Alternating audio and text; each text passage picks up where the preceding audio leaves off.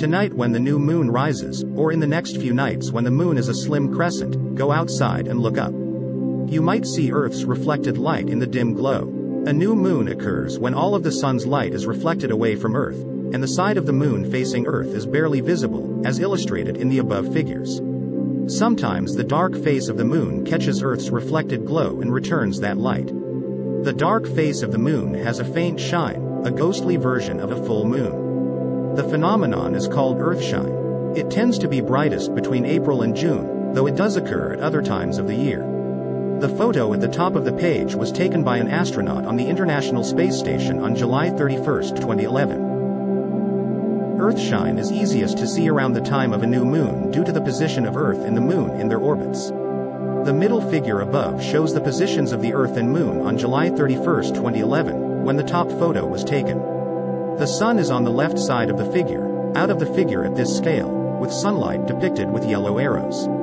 The moon is reflecting little to no sunlight in Earth's direction. Meanwhile, Earth is facing the sun and reflecting plenty of light back in the direction of the moon. An astronaut standing on the moon after sunset would see a spectacular, fully lit Earth, as shown in the lower right figure. That reflected sunlight is in turn reflected back off the lunar surface to create Earthshine.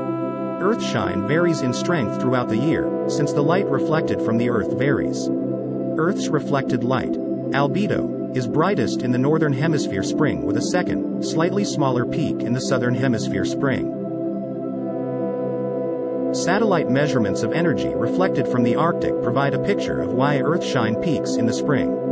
During this period, the northern hemisphere is tilted towards the sun and winter snow and ice are still on the ground in the higher latitudes.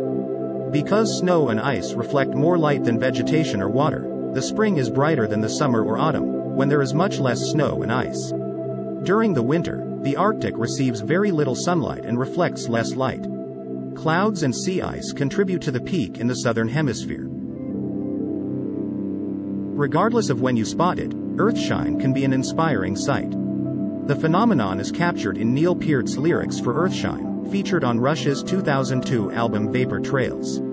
Peart often writes about scientific themes, including Countdown from Signals, which recounts the maiden launch of Space Shuttle Columbia. Earthshine begins by describing the orbital mechanics that make the phenomenon possible, on certain nights, when the angles are right.